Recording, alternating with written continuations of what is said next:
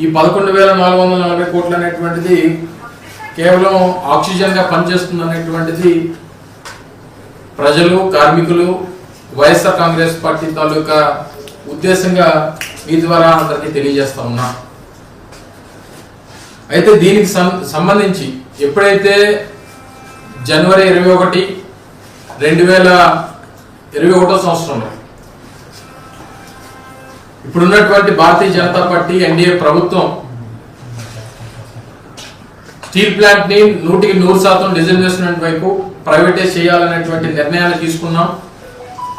ఆ రకంగా ప్లాంట్ ని ప్రైవేటైజ్ చేయాలని చెప్పి ప్రభుత్వం నిర్ణయం తీసుకుందని చెప్పి ప్రకటన చేసిన తర్వాత అనేక సందర్భాల్లో వైఎస్ఆర్ కాంగ్రెస్ పార్టీ ప్రభుత్వంలో ఉండి జగన్మోహన్ రెడ్డి గారు ముఖ్యమంత్రిగా దాన్ని తీవ్రంగా వ్యతిరేకిస్తూ ఎట్టి పరిస్థితుల్లో ఈ ప్రాంతం ఆంధ్ర రాష్ట్ర ప్రజల తాలూకా సెంటిమెంట్ అయినటువంటి విశాఖపట్నం స్టీల్ ప్లాంట్ని ప్రైవేటైజ్ చేయడానికి వీల్లేదు అని చెప్పి దాన్ని వ్యతిరేకించినటువంటి సందర్భాలను కూడా ఈ సందర్భంగా గుర్తు చేస్తూ ఉన్నాం. అంటే వారు అధికారంలోకి వచ్చి, కూటమి ప్రభుత్వం అధికారంలోకి వచ్చి 7 మాసాలే అవుతా ఉంది. కానీ జరుగుతున్నటువంటి పోరాటం 4 సంవత్సరాలుగా జరుగుతూ ఉంది. అంటే 3.5 సంవత్సరాలు వైఎస్ఆర్ కాంగ్రెస్ పార్టీ అధికారంలో ఉండగా ఈ పోరాటాన్ని ముందు తీసుకెళ్ళింది. పోరాటం చేస్తున్నటువంటి కార్మిక సంఘాలకి అండగా నిలబడింది. అన్ని రకాలుగా కూడా ప్లాంట్లో పనిచేస్తున్నటువంటి కార్మికులకి ప్లాంట్ని కాపాడేటువంటి బాధ్యత ఆ రోజు ప్రభుత్వంలో ఉన్నటువంటి జగన్మోహన్ రెడ్డి గారు ముఖ్యమంత్రిగా తీసుకున్నటువంటి సందర్భాన్ని కూడా ఈ సందర్భంగా మీ ద్వారా ప్రజలకు తెలియజేస్తూ ఉన్నాం. ఇది మేం చెప్పినటువంటి మాట కాదు. నిన్న కేంద్ర మంత్రి కుమారస్వామి గారు వారు ఇచ్చినటువంటి ప్రెస్ బ్రీఫింగ్లో 2018, 19, 2021, 22, 2021 2 సంవత్సరాలు కూడా స్టీల్ ప్లాంట్ లాభాల్లోకి వచ్చింది. 930 కోట్ల రూపాయలు 2020, 2021 సంవత్సరంలో లాభాలు ఆర్జించింది విశాఖపట్నం స్టీల్ ప్లాంట్. 2021 జనవరి 21వ తారీఖున దీన్ని ప్రైవేటైజ్ చేయాలని చెప్పి ఆ రోజు ప్రభుత్వం నిర్ణయం తీసుకుంది. తీసుకున్నటువంటి నిర్ణయాన్ని ఏదైతే స్టీల్ ప్లాంట్కి సంబంధించినటువంటి డిజిన్వెస్ట్మెంట్ కోసం తీసుకున్నటువంటి నిర్ణయాన్ని అప్పుడున్నటువంటి ప్రభుత్వం తీవ్రంగా వ్యతిరేకించింది. వ్యతిరేకించి అదే సంవత్సరం మార్చిలో జరిగినటువంటి శాసనసభ సమావేశాల్లో ఎట్టి పరిస్థితుల్లో విశాఖపట్నం స్టీల్ ప్లాంట్ ప్రైవేటైజ్ చేయడానికి వీల్లేదు అని చెప్పి శాసనసభ కూడా ఒక తీర్మానం చేసి పంపించింది అనేటువంటి విషయాన్ని కూడా వారు మాట్లాడినప్పుడు చెప్పడం జరిగింది. మీరు అందరూ కూడా చూస్తున్నారు. ఆ రోజు జరిగినటువంటి శాసనసభలో జరిగినటువంటి చర్చలో కూడా అప్పుడున్నటువంటి మా పరిశ్రమల శాఖ మంత్రి గౌతమ్ రెడ్డి గారు ఆ తీర్మానాన్ని ప్రవేశపెడితే ఆ తీర్మానాన్ని బలపరుస్తూ మాట్లాడినటువంటి అవకాశం కూడా ఆ రోజు శాసనసభలో నేనే దాన్ని బలపరుస్తూ మాట్లాడడం, దాని తర్వాత శాసనసభ దాన్ని ఆమోదించినటువంటి ఆ తీర్మానాన్ని కేంద్ర ప్రభుత్వానికి పంపించి ఇది రాష్ట్ర ప్రజల తాలూకా ఉద్దేశం, రాష్ట్ర శాసనసభ, రాష్ట్ర ప్రజలు 5 కోట్ల మంది ప్రజల తాలూకా ఉద్దేశం ప్రైవేటైజ్ చేయడానికి వీల్లేదు అని చెప్పి ఏదైతే చెప్పినటువంటి దాని ప్రకారం ఆ రోజు నుంచి ఆ పూర్తి స్థాయి ఒత్తిడి మాకు ఆ రోజు ప్రభుత్వం నుంచి ఉంది అనేటువంటి విషయాన్ని కూడా నిన్న కుమారస్వామి గారు వారి మాటల్లో చెప్పినటువంటి విషయాన్ని మరొకసారి గుర్తు చేస్తూ ఉన్నాం. అయితే ఇంతమంది ప్రాణత్యాగాలతో స్టీల్ ప్లాంట్ని ఆ రోజు ఏర్పాటు చేసుకున్నప్పుడు జరిగినటువంటి పోరాటంలో చేసినటువంటి ప్రాణత్యాగాలు, ఈ ప్రాంత ప్రజల తాలూకా సెంటిమెంటు, ఇంత పెద్ద ఎత్తున జరుగుతున్నటువంటి ఈ పోరాటంలో ఏదైతే ప్లాంట్ కార్మికులు కానీ లేదా ఈ ప్రాంత ప్రజలు కానీ అందరూ ఏదైతే కోరుకున్నారో, ఏదైతే ఆశించారో 7.2 మిలియన్ టన్ కెపాసిటీ ఉన్నటువంటి ప్లాంట్ ఈరోజు కేవలం 4.1, 4.2 మిలియన్ టన్ కెపాసిటీతో ఈరోజు పనిచేస్తూ ఉంది. 20,000 మంది కార్మికులు ఉండాల్సినటువంటి కెపాసిటీ ఈరోజు కేవలం 12,000, 11,000తో నడుస్తూ ఉంది. ఒక పక్క 11,440 కోట్ల రూపాయలు ప్యాకేజ్ ఇస్తున్నామని చెప్తా ఉన్నారు. గతంలో ఒక 500 కోట్ల రూపాయలు ఒక 4-5 నెలల క్రితం 500 కోట్ల రూపాయలు ప్యాకేజ్ ఇస్తే అది కొంత జీఎస్టీకి వెళ్ళిపోయింది. ప్లాంట్లో ఉన్నటువంటి కార్మికుల తాలూకా పిఎఫ్ డబ్బు కానీ లేదా థ్రిఫ్ట్ సొసైటీకి సంబంధించినటువంటి డబ్బు కానీ ఇదొక 1100 కోట్ల రూపాయలు ఉంటే దీన్ని బ్యాంకులకు చెల్లించేటువంటి కార్యక్రమం చేశారు. నాకున్నటువంటి సమాచారం మేరకు ఈ 1100 కార్మికులకు సంబంధించినటువంటి డబ్బు కానీ లేదా గతంలో ఒక 500 కోట్ల రూపాయలు ఇచ్చినటువంటి 1600 కోట్ల రూపాయలు కూడా ఈ ప్రకటించినటువంటి 11,440 కోట్ల రూపాయల్లో మినహాయించుకొని 9,800 కోట్ల రూపాయలు ప్యాకేజ్ ఇవ్వబోతా ఉన్నారన్నటువంటిది మాకున్నటువంటి సమాచారం. మరి గతంలో ఇంత 1,600 కోట్ల రూపాయలు వచ్చినటువంటి డబ్బు ఇచ్చినప్పుడే మీరు కార్మికులకి గతం నుంచి 3 నెలల నుంచి జీతాలు లేవు, పూర్తి స్థాయి నడవాల్సినటువంటి ప్లాంట్ పూర్తి కెపాసిటీలో నడవట్లేదు. ఈరోజు హౌస్ రెంట్ అలవెన్స్ ఏదైతే ఉందో ఆ అలవెన్స్లు కట్ చేశారు.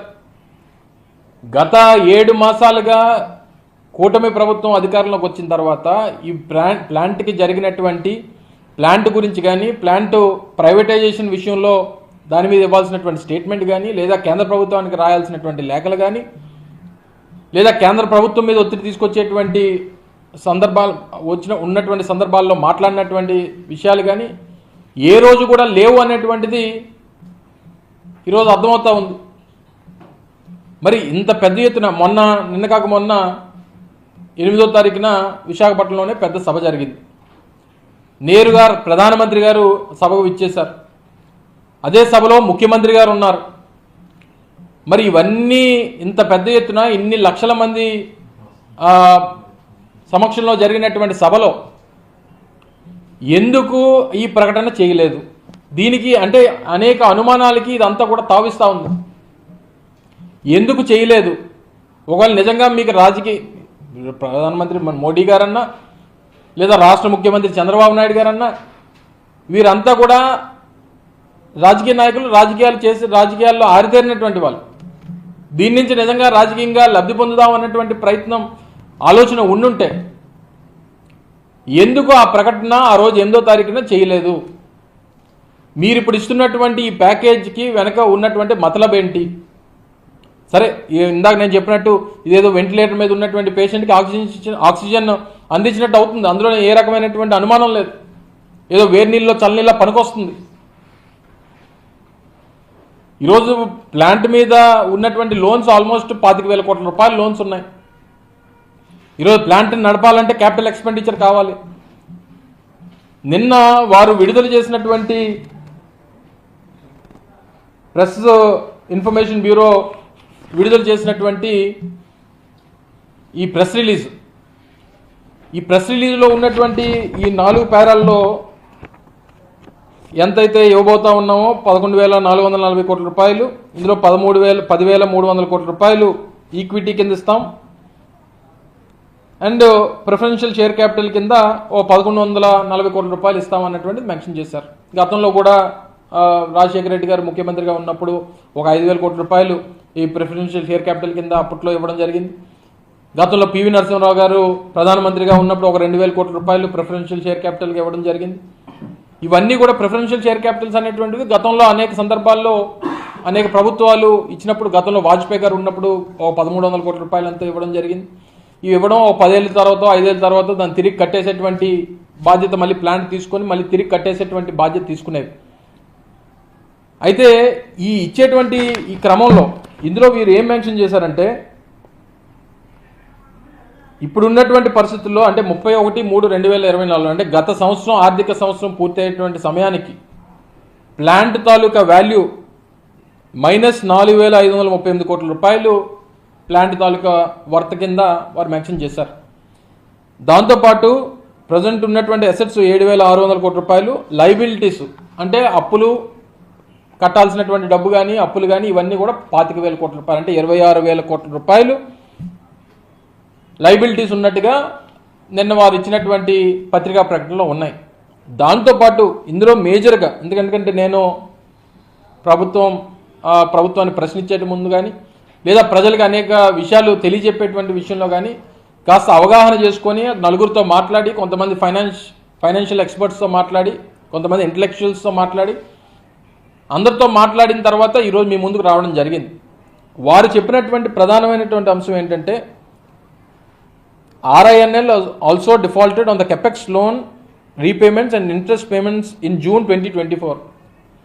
అంటే ఇప్పుడున్నటువంటి పరిస్థితుల్లో స్టీల్ ప్లాంట్ కట్టాల్సినటువంటి అప్పులు కూడా, తీసుకున్నటువంటి అప్పులు రీపేమెంట్ కూడా చేయలేనటువంటి పరిస్థితిలో ఉంది, డిఫాల్ట్ అయిపోయింది, అది కూడా కట్టలేనటువంటి పరిస్థితిలోకి వచ్చింది, ఇన్సాల్వెన్సీలోకి వెళ్ళిపోయేటువంటి ప్రమాదం ఉంది, NCLTకి వెళ్ళిపోయేటువంటి ప్రమాదం ఉంది అనేటువంటి పరిస్థితికి ఈరోజు, అంటే ఒక కేంద్ర ప్రభుత్వ రంగ సంస్థ, దేశంలోనే అత్యంత ఉన్నతమైనటువంటి పేరుగాంచినటువంటి RINL ఈరోజు ఈ పరిస్థితికి వెళ్ళిపోతే రేపు దేశంలో మిగిలినటువంటి పరిశ్రమలు కానీ, లేదా దేశంలో ఒక కేంద్ర ప్రభుత్వ రంగ సంస్థ ఈరోజు ఈ పరిస్థితికి వెళ్ళిపోతే రేపు దేశం తాలూకా ఇమేజ్ బ్యాంకులో దీంట్లో కానీ, లేదా ఇతర దేశాల విషయంలో కానీ కేంద్ర ప్రభుత్వ రంగ సంస్థలనే కాపాడలేనటువంటి పరిస్థితిలో దేశం ఉంది, భారతదేశం ఉంది అనేటువంటి పరిస్థితి ఎక్కడ వస్తుంది అనేటువంటి ఉద్దేశంతో మేము ఈ రివైవల్ ప్యాకేజ్ ఇస్తున్నట్టుగా ప్రకటన అర్థమవుతా ఉంది అనేటువంటిది కొంతమంది ఫైనాన్షియల్ ఎక్స్పర్ట్స్ చెప్పేటువంటి అంశం. సో దీని ప్రకారం ఒకవేళ మీరు కాపాడాలన్నటువంటి ఉద్దేశం ఉండుంటే సరే, ఈ ప్రకటనలతో పాటు ఏదైతే సెంటిమెంట్గా ఉన్నటువంటి ప్రైవేటైజేషన్ ఇష్యూ ఏదైతే ఉందో దాని మీద ఎక్కడ కూడా ప్రకటన చేయలే. ప్రైవేటైజ్ చేయబోమని కానీ, లేదా ప్రైవేటైజేషన్ చేసినటువంటి ప్రకటన వెనక్కి తీసుకుంటున్నాం అనేటువంటి విషయాన్ని కానీ, లేదా రానటువంటి కాలంలో ఆ తాలూకా ఆలోచనని పూర్తిగా దాన్ని ఆపేస్తున్నాం అనేటువంటి విషయం కానీ ఎక్కడ కూడా మీరు ప్రకటన చేయలేదు. అనేక అనుమానాలు తావిస్తూ ఉంది.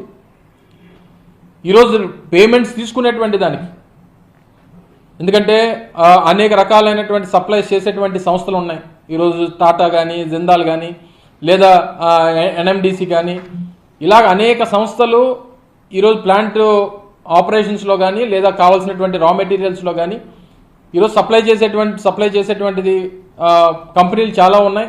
ఈరోజు ఈ డబ్బు వస్తే సహజంగా మనందరికీ తెలుసు, ఒక అప్పు తీసుకున్నటువంటి వ్యక్తి ఏదో రూపంలో తీసుకున్నటువంటి వ్యక్తికి ఏదో రూపంలో డబ్బు వస్తుందనంటే అప్పు ఇచ్చినటువంటి వారందరూ కూడా వారిని చుట్టుముట్టేటువంటి పరిస్థితి వస్తుంది.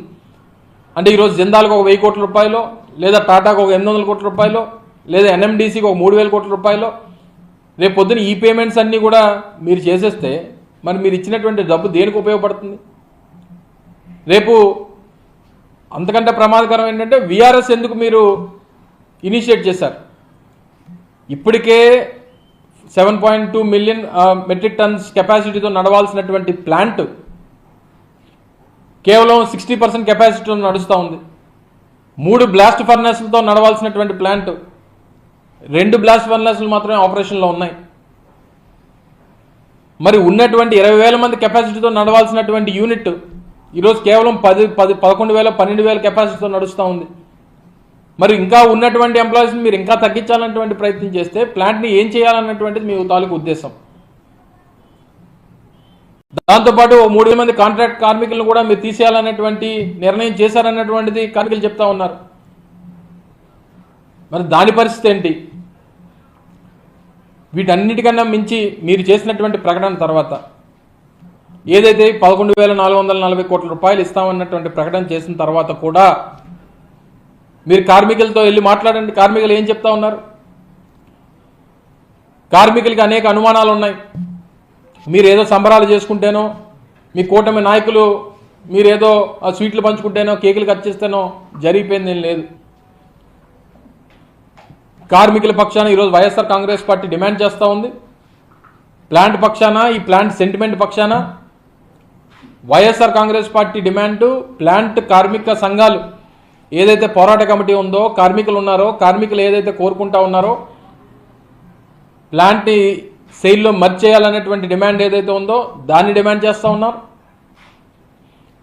అనేక సందర్భాల్లో స్టీల్ ప్లాంట్ ట్యాక్స్ రూపేణా ప్రభుత్వాలకి దాదాపు 55,000 కోట్ల రూపాయలు ట్యాక్సులు పే చేసింది. రూపాయి 2 రూపాయలు కాదు, 55,000 కోట్ల రూపాయలు ట్యాక్సుల రూపేణా పనిచేస్తుంది, వాళ్ళు పేమెంట్లు చేయడం జరిగింది. మరి ఈ సందర్భంలో వారు అడిగేది ఏంటంటే గడిచినటువంటి 3 సంవత్సరాలకు సంబంధించి ట్యాక్స్ హాలిడే ఇవ్వమని చెప్పి కోరుతా ఉన్నారు.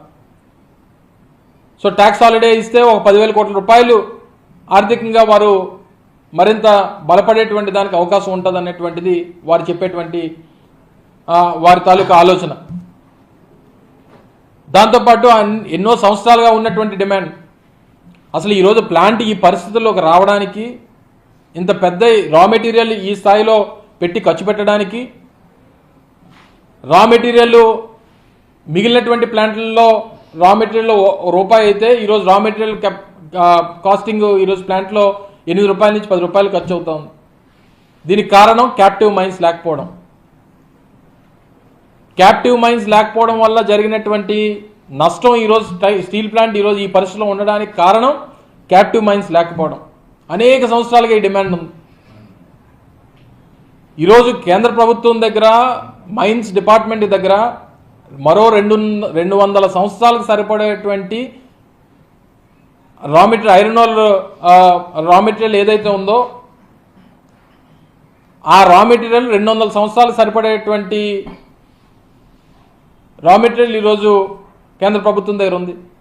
మీరు ప్రైవేట్ ఇండస్ట్రీస్కి, ప్రైవేట్ కంపెనీలకి ఇచ్చేటువంటి రా మెటీరియల్, ఆ క్యాప్టివ్ మైన్స్ ఏవైతే ఉన్నాయో అవి స్టీల్ ప్లాంట్కి ఇవ్వాలన్నటువంటి డిమాండ్ ఈరోజు వైఎస్ఆర్ కాంగ్రెస్ పార్టీ కానీ కార్మిక సంఘాలు కానీ కోరుతూ ఉన్నాయి. వీటన్నిటికంటే మించి ప్లాంట్లో ఉన్నటువంటి భూములు ఏవైతే ఉన్నాయో ఈ భూములన్నీ కూడా గవర్నమెంట్ ఆఫ్ ఇండియా పేరు మీద ఉన్నాయి.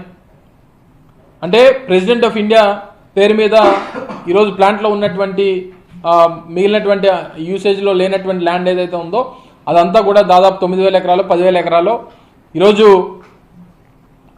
గవర్నమెంట్ ఆఫ్ ఇండియా అంటే ప్రెసిడెంట్ ఆఫ్ ఇండియా పేరు మీద ఉన్నాయి. సో ప్లాంట్ డిమాండ్, ప్లాంట్లో కార్మికులు కానీ ప్రజలు కానీ వైఎస్ఆర్ కాంగ్రెస్ పార్టీ కానీ డిమాండ్ చేసేది ఏంటంటే ఆ గవర్నమెంట్ ఆఫ్ ఇండియా పేరిటే ఉన్నటువంటి ల్యాండ్ దాన్ని స్టీల్ ప్లాంట్ RINL పేరు మీదకి దాన్ని మార్చాలనేటువంటిది వైఎస్ఆర్ కాంగ్రెస్ పార్టీ కానీ కార్మికులు కానీ డిమాండ్ చేస్తూ ఉన్నారు. దానికి కారణం ఏదైతే ఇందాక చెప్పినట్టు నెట్వర్త్ ఏదైతే -4,600 కోట్ల రూపాయలు నెట్వర్త్ ఏదైతే ఈరోజు ప్లాంట్ ఉందో, ల్యాండ్ ఒకసారి కన్వర్షన్ ప్లాంట్ పేరు మీద మారితే అది 70,000 కోట్ల ప్లస్లోకి వెళ్ళిపోతుంది. 70,000 కోట్ల రూపాయలు ప్లస్లోకి ప్లాంట్ కన్వర్షన్ అయిన తర్వాత ప్లాంట్ వాల్యూ 70,000 కోట్ల ప్లస్కి వెళ్తే ఎవరి దగ్గరికి బతిమాలాల్సినటువంటి పని లేదు. అనేక ఫైనాన్షియల్ ఇన్స్టిట్యూషన్స్ ఫండింగ్ చేస్తాయి, అనేక రకాలుగా దాని నుంచి బయటపడేటువంటి అవకాశం ఈరోజు ప్లాంట్కి వస్తుంది. సో ఈ ప్రధానమైనటువంటి 4 డిమాండ్లు, సెయిల్లో మర్జర్ ఒకటి, దాంతోపాటు ట్యాక్స్ హాలిడే ప్రకటించాలన్నటువంటిది ఒకటి, గవర్నమెంట్ ఆఫ్ ఇండియా పేరు మీద ఉన్నటువంటి ల్యాండ్స్ని వీరి మీదకి ప్లాంట్ పేరు మీదకి బదలాయించాలన్నటువంటిది ఒకటి, క్యాప్టివ్ మైన్స్ అనేటువంటిది ప్లాంట్కి ఇవ్వాలన్నటువంటి మేజర్ 4 డిమాండ్స్ ఈరోజు వైఎస్ఆర్ కాంగ్రెస్ పార్టీ చేస్తూ ఉంది. ఇవన్నిటి కూడా పరిగణలోకి తీసుకొని వీటన్నిటికన్నా మించి ప్లాంట్ ప్రైవేటైజేషన్కి సంబంధించినటువంటి స్టేట్మెంటు ఏదైతే గతంలో 2021లో నిన్న కుమారస్వామి గారు చెప్పారో, ఆ రోజు కేంద్ర ప్రభుత్వం 100% డిజిన్వెస్ట్మెంట్కి ఆ రోజు నిర్ణయం తీసుకున్నాం.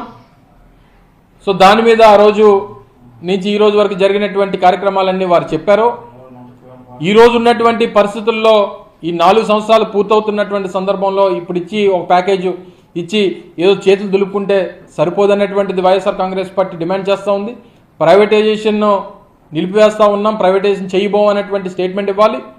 దీనికి కావాల్సినటువంటి 4 డిమాండ్స్ ఏదైతే కార్మికులు కానీ వైఎస్ఆర్ కాంగ్రెస్ పార్టీ డిమాండ్ చేస్తూ ఉందో దీన్ని ఫుల్ఫిల్ చేయాలన్నటువంటిది కూడా మరొకసారి మీ ద్వారా ప్రజల తాలూకు ఆకాంక్షల్ని, కార్మికుల తాలూకు ఆకాంక్షల్ని, ఈ రాష్ట్రంలో ఉన్నటువంటి 5 కోట్ల మంది ప్రజల తాలూకా సెంటిమెంట్ని మరొకసారి ప్రభుత్వానికి తెలియజేసేటువంటి కార్యక్రమం ఈ సందర్భంగా మీ ద్వారా తెలియజేస్తా ఉన్నాం.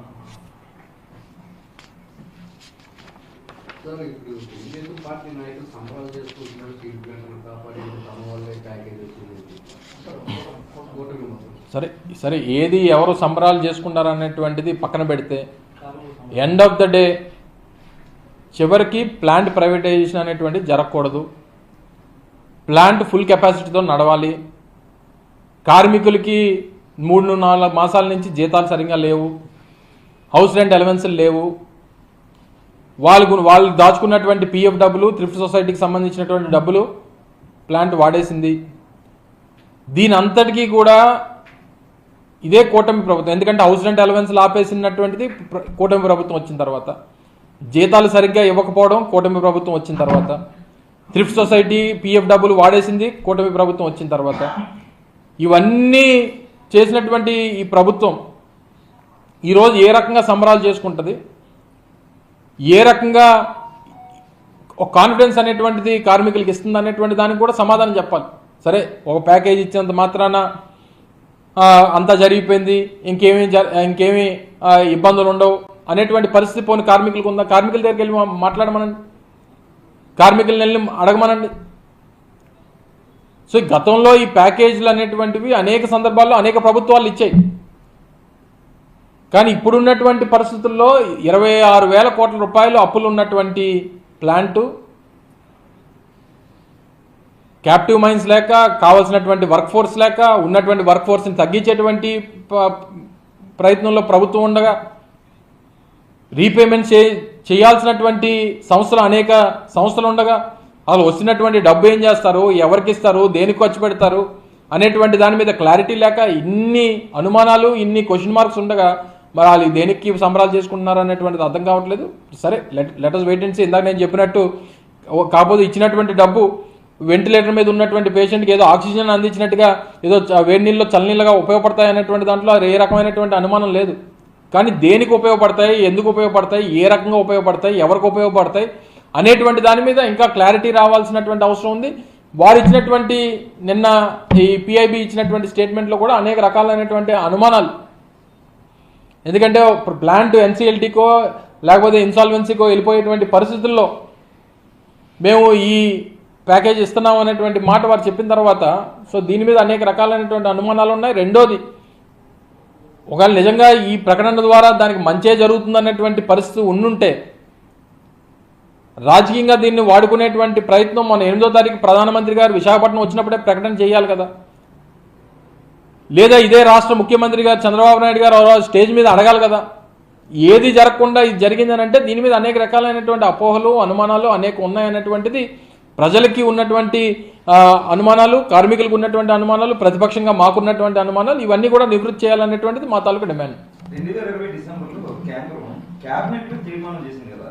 ఇప్పుడు డిమాండ్ ఏంటంటే డైరెక్ట్ గా తీర్మానం చేసిన దాన్ని అబాలిష్ చేయమని డిమాండ్. అదే కదా చెప్తున్నాం. మేము కూడా, మా తాలూకు డిమాండ్ కూడా అదే. దీని మీద అనేక రకాలైనటువంటి ప్రకటనలు చేసినప్పటికీ స్టీల్ ప్లాంట్ ప్రైవేటైజేషన్ విషయంలో ఏ రకమైనటువంటి స్టేట్మెంట్ వారు ఇవ్వలేదనేటువంటిది. నిన్న కుమారస్వామి గారు మాట్లాడినప్పుడు కూడా ఏ రకంగా కూడా ప్రైవేటైజేషన్ విషయంలో మేము వెనక్కి తగ్గుతున్నామని కానీ, లేదా దాన్ని నిలిపేస్తున్నాం అనేటువంటి మాట కూడా వారు చెప్పలేదు. సో అనేక రకాల అనుమానాలు ఉన్నాయి. ఈరోజు కేవలం 1.4 మిలియన్ మెట్రిక్ టన్ కెపాసిటీ ఉన్నటువంటి కర్ణాటక ఏదైతే ప్లాంట్ గతంలో మనం మాట్లాడామో, ఆ 1.4 మిలియన్ మెట్రిక్ టన్ కెపాసిటీ ఉన్నటువంటి ప్లాంట్కి ఏమో 15,000 కోట్ల రూపాయలు ఇచ్చారు. 7 మిలియన్ మెట్రిక్ టన్ కెపాసిటీ ఉన్నటువంటి స్టీల్ ప్లాంట్కి ఏమో 11,000 కోట్ల రూపాయలు ఇచ్చారు. దేనికి ఇస్తున్నారు, దేనికి ఉపయోగపడతాయి, ఏంటి, అలా ప్రైవేటైజేషన్ అనేటువంటిది ఆ నిర్ణయాన్ని రద్దు చేస్తున్నారా లేదా, ఈ స్టేట్మెంట్స్ ఏవి కూడా ఇవ్వకపోవడం అనేటువంటి దానికి అనేక అనుమానాలు రేకెత్తా ఉన్నాయి. దీని మీద కూడా స్పష్టత ఇవ్వాలనేటువంటిది ప్రజలు డిమాండ్ చేస్తూ ఉన్నారు. అంటే నువ్వు ఇప్పుడు లేట్గా వచ్చావు, నేను అనేక విషయాలు చెప్పడం జరిగింది. మనుగడకి సంబంధించి 4 ప్రధానమైనటువంటి అంశాలు చెప్పడం జరిగింది.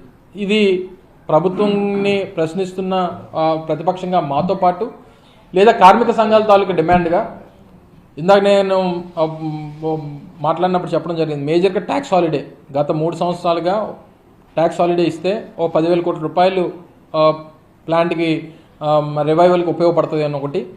2, ప్రభుత్వం పేరు మీద, కేంద్ర ప్రభుత్వం పేరు మీద ఉన్నటువంటి ల్యాండ్స్. ఎందుకంటే అనేక సందర్భాల్లో ఈక్విటీ రూపంలో ఇచ్చినటువంటి డబ్బుని అనేక రకాలుగా అనేక సంస్థలు దాన్ని ల్యాండ్స్ని తీసుకోవడం కానీ, ఇప్పుడు ఉన్నటువంటి ప్లాంట్ పక్కన ఉన్నటువంటి గంగవరంకి స్టీల్ ప్లాంట్కి మధ్యలో ఉన్నటువంటి ల్యాండ్ ఏదైతే ఉందో అది ఎన్ఎండిసి తీసుకుంది. గతంలో ఈక్విటీ రూపంలో ఇచ్చినటువంటి దానికి వారు 1,200 ఎకరాలు 1,400 ఎకరాలు వారు తీసుకున్నారు. ఈరోజు కేంద్ర ప్రభుత్వం 10,000 కోట్ల రూపాయలు 11,400 కోట్ల రూపాయలు ఇస్తూ ఉంది. ప్లాంట్లో ఉన్నటువంటి అన్యూజ్డ్ ల్యాండ్ ఏదైతే ఉందో అది కేంద్ర ప్రభుత్వం పేరు మీద ఉంది, అంటే ప్రెసిడెంట్ ఆఫ్ ఇండియా పేరు మీద ఉంది. ఒకవేళ దాన్ని వాళ్ళు ఈక్విటీ రూపంలో వాళ్ళు కానీ మలుచుకుంటే, అంటే వాళ్ళ పేరు మీద ఉంది, వాళ్ళు మాదే అని రేపు అని అంటే ప్లాంట్ మనుగడకి మన తాలూకా డిమాండ్ కానీ కార్మికుల తాలూకా డిమాండ్ ఏంటంటే ఆ ల్యాండ్ని ప్లాంట్ పేరు మీదకి బదలాయించమని అడుగుతా ఉన్నాం. బదలాయించడం వల్ల ప్లాంట్ తాలూకా వాల్యూ, నెట్వర్త్ వాల్యూ -4,500 కోట్ల రూపాయలు ఉన్నటువంటి నెట్వర్త్ వాల్యూ 70,000 కోట్ల రూపాయలు ప్లస్లోకి వెళ్తుంది. సో వన్స్ 70,000 కోట్ల రూపాయలు ప్లస్లోకి వెళ్తే ఎవరి దగ్గరికి చేయి చాపాల్సినటువంటి పని లేదు. ఆటోమేటిక్గా నీ దగ్గర ఆస్తి ఉందంటే బ్యాంక్ లోన్ ఇస్తుంది. నువ్వు మైనస్లో ఉన్నావు, నువ్వు డబ్బు కట్టేటువంటి పరిస్థితులు లేవంటే ఏ బ్యాంక్ నీకు లోన్ ఇస్తుంది? సో దీన్ని మార్చాలన్నటువంటిది, ల్యాండ్ కన్వర్షన్ అనేటువంటిది RINL పేరు మీద చేయాలనేటువంటిది ఒక డిమాండ్ ఉంది. రెండోది మొదటి నుంచి ఉన్నటువంటి క్యాప్టివ్ మైన్స్, దాంతోపాటు ప్రధానంగా సేల్లో మర్చి చేయాలన్నటువంటి డిమాండ్. సో ప్రధానమైనటువంటి మనుగడ, మీరు అడిగినటువంటి మనుగడ సాధించాలి ఈ ప్లాంట్ అనేటువంటిది, అంటే ఈ ప్రధానమైనటువంటి 4 డిమాండ్స్ వైఎస్ఆర్ కాంగ్రెస్ పార్టీ కానీ కార్మికులు కానీ చేస్తూ ఉన్నారు. దీన్ని పరిగణలో తీసుకొని ప్రకటన చేయాలనేటువంటిది ప్రభుత్వాన్ని కోరుతా ఉన్నాం.